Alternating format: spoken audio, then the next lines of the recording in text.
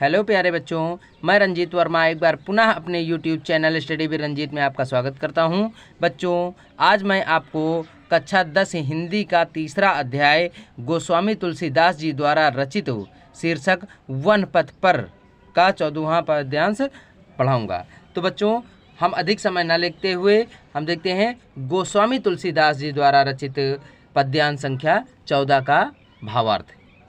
तो देखिए, पद्यांश संख्या 14 में गोस्वामी तुलसीदास जी ने लिखा है कि रानी मैं जानी अजानी महा, पबि पाहन हूँ ते कठोर हियो है, राजा हूँ काज अकाज न जान्यो, काह्यो ती को जिन कान कियो है, ऐसी मनोहर मूरत ये बिछुरे कैसे प्रीतम लोग जियो है, आखिन में सखी रखबे जोग, इन्हें किमि के वनवास दियो है। तो देखिए बच्चों, इस पद्यांश में उस समय की स्थिति का वर्णन किया गया। देखिए, प्रसंग में हम क्या लिख सकते हैं कि इस पद्यांश में उस समय की स्थिति का वर्णन किया गया है जब भगवान रामचंद्र अपने भाई लक्ष्मण और सीता के साथ वनवास जाने के लिए निकलते हैं। तो रास्ते में ग्रामीण स्त्रियां उनको देख करके एक दूसरे से बात करती हुई कहती हैं कि राजा दशरथ और माता कैकेयी कितनी निष्ठुर हैं, जिन्होंने ऐसे सुकुमार बालकों को वनवास दे दिया, अर्थात क्या उन्होंने अपने हृदय पर पत्थर रख लिया है। तो अब बच्चों देखते हैं हम इसका भावार्थ। ठीक है, तो देखिए भावार्थ में रानी मैं जानी अजानी महा, पबि पाहन हूँ ते कठोर हियो है। ठीक है, रानी मैं जानी अजानी महा, पबि पाहन हूँ ते कठोर हियो है। तो देखिए, इसमें कहा गया है कि गांव की एक महिला इसमें कहती है कि मैंने समझ लिया है, रानी मैं जानी अजानी महा, कि मैंने समझ लिया। यानी इस प्रस्तुत भावार्थ में एक ग्रामीण महिला की बातों का वर्णन किया गया है कि ग्रामीण महिला कहती है कि मैंने समझ लिया है कि रानी कैकेयी, रानी मैं जानी अजानी महा, कि रानी कैकेयी बड़ी ही अजानी माने अज्ञानी हैं। रानी कैकेयी बड़ी ही अज्ञानी हैं और उनका हृदय पबि पाहन हूँ, यानी और उनका हृदय तो पत्थर के समान है। पाहन माने होता है पत्थर, पबि माने हृदय, यानी उनका हृदय पबि पाहन हूँ ते कठोर हियो माने हृदय है, यानी उनका हृदय तो पत्थर के समान या पत्थर और वज्र से भी कठोर है।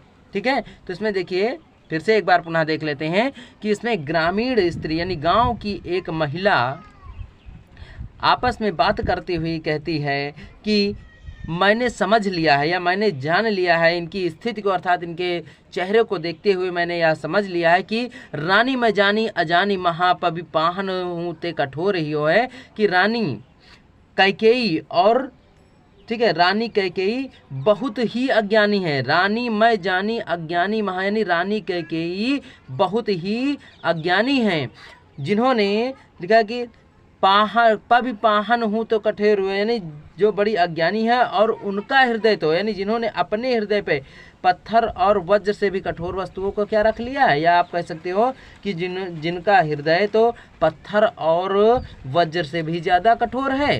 राजा हूँ काज अकाज न जान्यो, राजा हूँ काज अकाज न जान्यो, काह्यो ती को जिन कान कियो है। तो देखिए यहाँ पर कहती हैं फिर सखियाँ दूसरी पंक्ति में कि और राजा दशरथ ने भी यह उचित कार्य नहीं किया, राजा हूँ काज अकाज न जाने, यानी और राजा दशरथ ने भी यह उचित और अनुचित का विचार नहीं किया। राजा हूँ काज अकाज न जाने, यानी राजा जो दशरथ हैं उन्होंने भी इनके उचित और अनुचित का तनिक भी विचार नहीं किया। और केवल एक स्त्री लिखा है काह्यो ती को जिन कान क्यों, केवल उन्होंने एक स्त्री के कहने पर इन सुकुमारों को वनवास दे दिया है या वनवास जंगल जाने के लिए भेज दिया है। अर्थात राजा दशरथ हैं उन्होंने तनिक भी इन सुकुमारों के उचित और अनुचित के बारे में विचार नहीं किया है, और केवल एकमात्र कहोती ही को जिन कान क्यों, उन्होंने केवल एकमात्र स्त्री के कहने पर या महिला के कहने पर ही केवल उनको वनवास भेज दिया है। ये इतनी लुभावनी, ठीक है, आगे देखिए ऐसी मनोहर। अब देखते हैं बच्चों अगली पंक्ति में गोस्वामी तुलसीदास जी कहते हैं कि ऐसी मनोहर मूरत ये बिछुरे कैसे प्रीतम लोग जियो है। ठीक है, तो देखिए ऐसी मनोहर मूरत, इसमें देखिए ये इतनी मनोहर अर्थात मन को हर लेने वाली अर्थात लुभावनी चेहरों वाले ये सुकुमार जो मूर्तियों के समान हैं। देखिए ऐसी मनोहर मूर्त ये ऐसी लुभावनी सूरत वाले, मन को हर लेने वाले अर्थात मन को प्रसन्नचित कर देने वाले ये सुकुमार मूर्तियों के समान हैं। बिछुड़े कैसे प्रीतम लोग जियो हैं। ठीक है, और ये कि इनके बिछुड़ने पर, ठीक है, बिछुड़े कैसे प्रीतम लोग जियो है, यानी इनके बिछड़ने पर अर्थात इन सुकुमारों के बिछड़ने पर इनके परिवार के लोगों के द्वारा या इनके परिवार के लोग किस प्रकार जीवित रह सके होंगे। लिखा है देखो बच्चों, बिछुड़े कैसे प्रीतम लोग जियो, यानी ये अपने इनके परिवार से बिछड़ने पर इनके परिवार के लोग किस प्रकार जीवित रह सके होंगे। फिर देखिए, आखिन में सखी रखबे जोग इन्हें किमि के बनवास दियो है। ठीक है, आगे देखिए, हे सखी ये इतने सुंदर मुख वाले, आखिन में सखी रखबे जोग, यानी ये इतने सुंदर मुख वाले राजकुमार आँखों में रखने योग्य हैं। आखिन में सखी रखबे जोग, यानी ये इतने सुंदर और कमल सी नयन वाले राजकुमार आँखों में रखने योग्य हैं अर्थात दर्शनीय है या देखते रहने वाले हैं। तो फिर किस कारण से इन्हें किमि के वनवास दियो, तो फिर किस कारण से इन राजकुमारों को वनवास दे दिया है। ठीक है, तो प्यारे बच्चों एक बार पुनः हम भावार्थ को देख लेते हैं कि रानी मैं जानी अज्ञानी महा पाहन हूँ तो कठोर ही हो है। ठीक है, तो इसमें देखिए गांव की एक महिला अब समूह में बैठकर बात करते हुए कहती है कि मैंने समझ लिया है कि रानी में जानी अज्ञानी महा, की रानी कैकेयी बड़ी ही अज्ञानी है और पाहन हूँ ते कठोर ही हो है, यानी उनका हृदय अर्थात दिल पत्थर और वज्र से भी ज़्यादा कठोर है।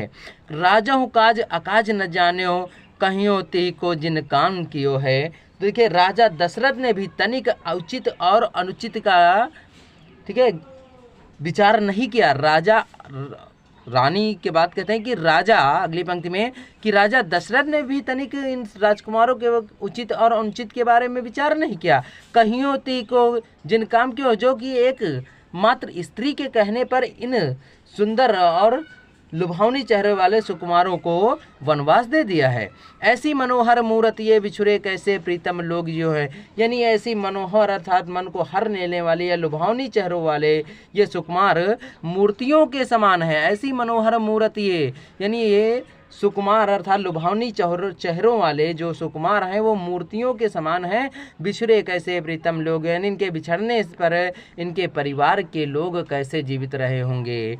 फिर आखिन में सखी रखबे जोग, देखिए इनके बिछड़ने पर कहती हैं सखियाँ कि हे सखी ये सुंदर मुख वाले राजकुमार आँखों में रखने योग्य हैं। ये सुंदर सखियाँ कहती हैं कि हे सखी ये सुंदर मुख वाले राजकुमार आँखों में रखने योग्य हैं अर्थात किम के वनवास दियो, अर्थात ये सदैव आँखों के सामने बैठकर देखने योग्य हैं अर्थात दर्शन करने योग्य हैं, दर्शनीय हैं। तो फिर इन्हें किम के वनवास दियो, तो फिर इन्हें किस कारण से इन्हें वनवास दे दिया गया है। ठीक है, तो बच्चों इस पद्यांश को हम यही विराम देते हैं और अपने अगले वीडियो में हम एक नए पद्यांश के साथ उपस्थित होंगे। तब तक के लिए यदि आपने हमारे चैनल को सब्सक्राइब नहीं किया है तो सब्सक्राइब कर लीजिए, क्योंकि यहाँ बहुत ही मनमोहक ढंग से हिंदी की व्याख्या की जाती है और निरंतरता का विशेष ध्यान रखा जाता है। धन्यवाद।